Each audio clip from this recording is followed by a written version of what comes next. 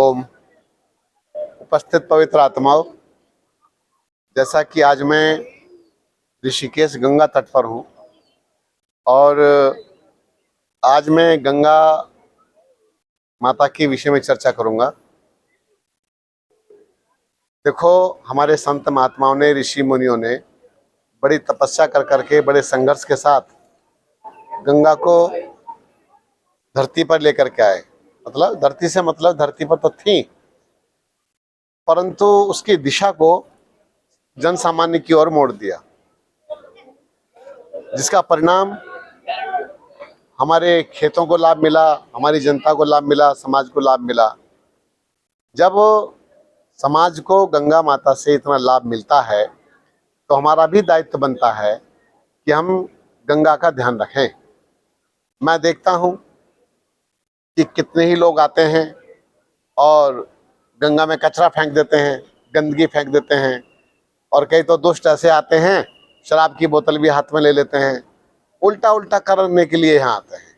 अरे, गंगा आस्था का केंद्र है, यहाँ पर आकर के ध्यान साधना करना चाहिए, संत महात्माओं के सच्चे उपदेश सुनना चाहिए, अपने जीवन में कोई दोष है तो उसको निकालना चाहिए। और मैं अभी भी दिखा सकता हूँ कि लोगों ने पन्नियाँ फेंकी हुई हैं, खाद्य वस्तुएं फेंक रखी हैं और गंदा गंदा गंदा गंदा सब फेंक रखा है। तो हमारे एक साथी ने अभी गंगा की सफाई भी की है, तो सफाई करना चाहिए और हम सबका दायित्व बनता है।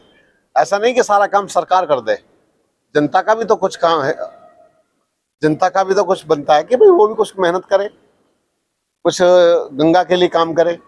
अब गंगा को आपने मलिन कर दिया, गंगा को आपने गंदगी से भर दिया, तो गंगा फिर आपकी रक्षा कैसे करेगी? तो रक्षा कब होती है? जब हम एक दूसरे की रक्षा करते हैं।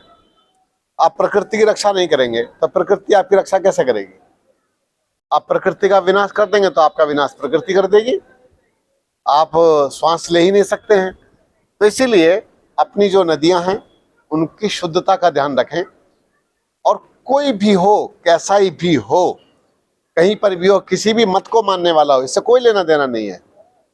नदियां सबकी हैं, सबके लिए हैं, सबको सुख देती हैं। ठीक इसी प्रकार से दूसरी बात कहूंगा कि वृक्षों का संरक्षण करें।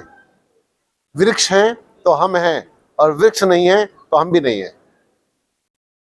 अगर हमने धरती को हरा भरा नहीं बनाया, हरियाली को काटते चले गए और गंगा को नष्ट करते चले गए, गंगा और प्रकृति, वृक्ष और इसके साथ गाय, तीन हैं जिन्हें आपको बचाना बहुत अनिवार्य है। गंगा की सफाई करो, गंगा की सुरक्षा करो, गंगा पर कोई गंदगी मत फैलाओ, वृक्ष लगाओ, वृक्षों का संरक्षण करो। मैं ये कहता हूं कि जिन्होंने कॉलोनी बनाने के लिए पूरे पूरे जंगल साफ कर दिए, काट दिए पूरे के पूरे जंगल, उनको दंड ये देना चाहिए कि कम से कम 5 लाख पेड़ लगाओगे। एक आदमी को इतना दंड दे दो, अब वो लगा दो उसको 5 लाख पेड़। तो इसीलिए हम लोगों के यहाँ दंड की व्यवस्था भी धीमी है। मनु महाराज ने दंड की व्यवस्था बहुत ज्यादा की थी, लेकिन मनु महाराज को पढ़ते तो है नहीं है, गालियां बकने में लगे रहते हैं बिना मतलब की।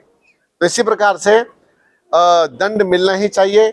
गलत गलत होता है, सही सही होता है। आज मैं ये देखता हूं कि गंगा को भी दूषित कर दिया, पेड़ों की कटाई शुरू हो गई, और इसके साथ गाय सड़क पर घूम रही है। कर लो तुम आस्था। हम गंगा को माता मानते हैं, प्रकृति को माता मानते हैं और गाय को भी माता मानते हैं। माता उसे कहा जाता है जो निर्माण करती है, माता निर्माता भवती। तो गाय सड़क पर जो घूम रही है, कितनी गायों के साथ में एक्सीडेंट हो गया, दुर्गति हो गई है। तो हम लोगों को बहुत ध्यान रखना है और अपने जीवन को साफ सुथरा बनाना है, ऐसे पर्यावरण की रक्षा करनी है। धन्यवाद।